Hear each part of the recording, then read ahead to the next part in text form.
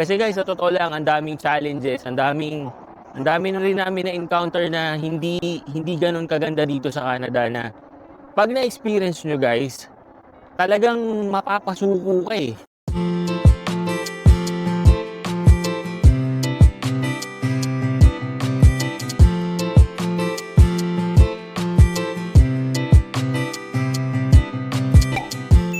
Medyo hindi na malamig guys, maganda na yung panahon, kaya yung gloves natin, manipis na lang.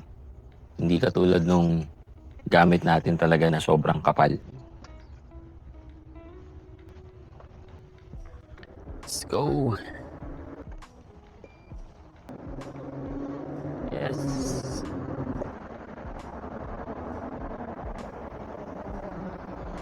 Panalo talaga mga daan dito.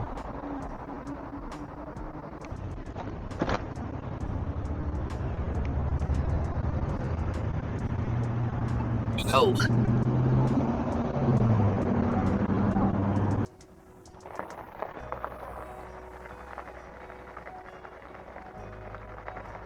Siguro guys, nagtataka kayo, no? Kasi meron tayong mga posts na naka-remote work tayo, no?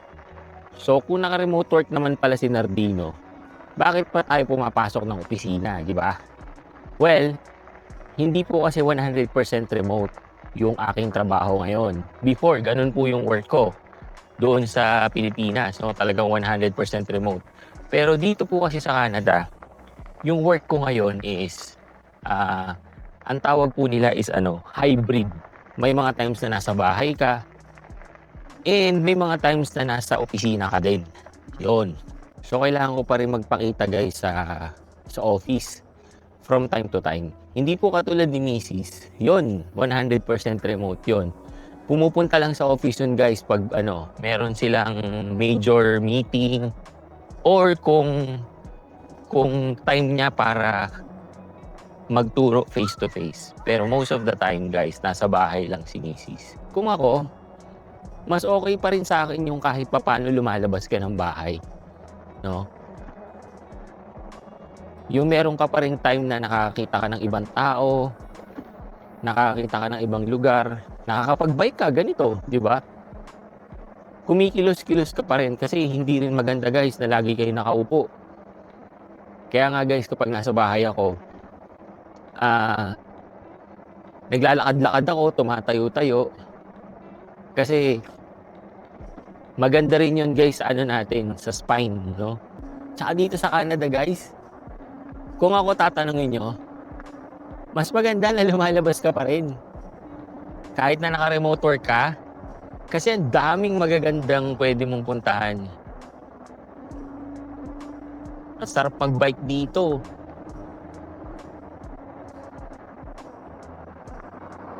Kaya nga din guys, talaga eh, kumuha tayo ng magandang e-bike para talagang, alam niyo yun, masulit talaga natin yung biking experience dito sa Canada. Ganda na ng panahon talaga.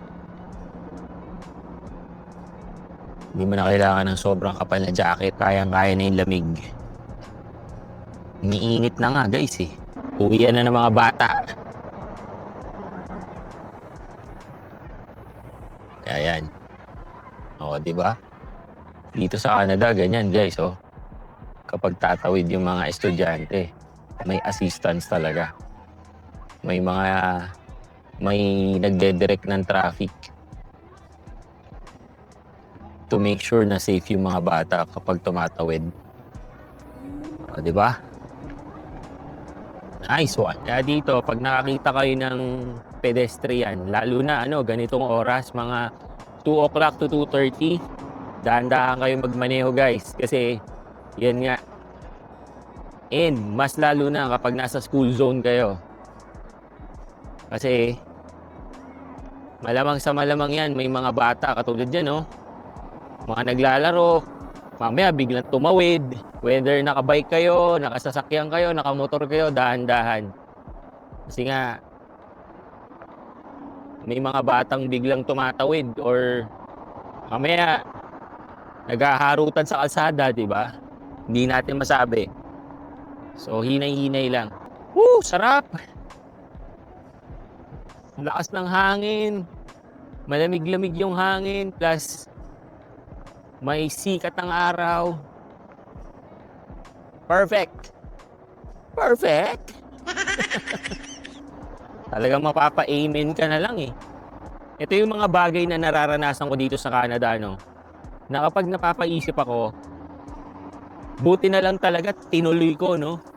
Kasi guys, sa totoo lang, ang daming challenges, ang dami na rin namin na-encounter na hindi ganun kaganda dito sa Canada na pag na-experience nyo guys, talagang mapapasuko ka eh. Pero pag may pinanghahawakan ka talagang matindi, like pangarap mo sa mga anak mo, pangarap mo sa asawa mo, sa sarili mo, pag yun ang pinanghawakan mo guys, naniniwala ako, kakayanin mo lahat yan.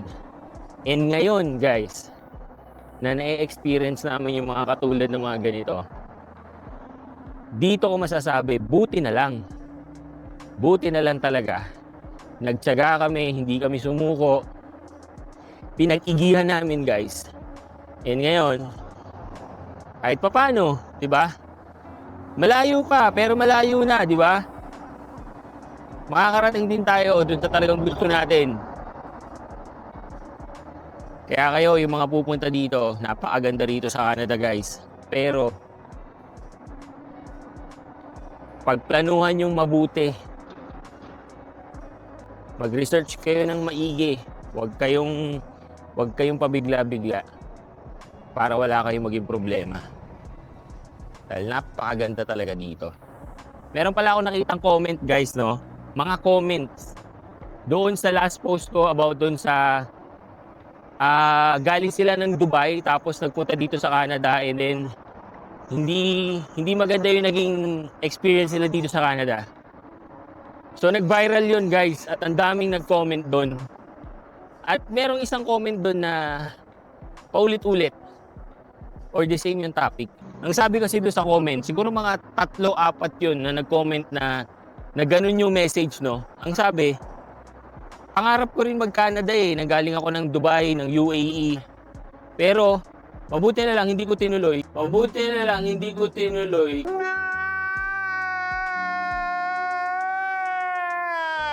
Kasi, may mga friend ako na nanggaling ng UAE, tapos nagpunta nga sa Canada, tapos hindi maganda yung naging experience, parang ganun.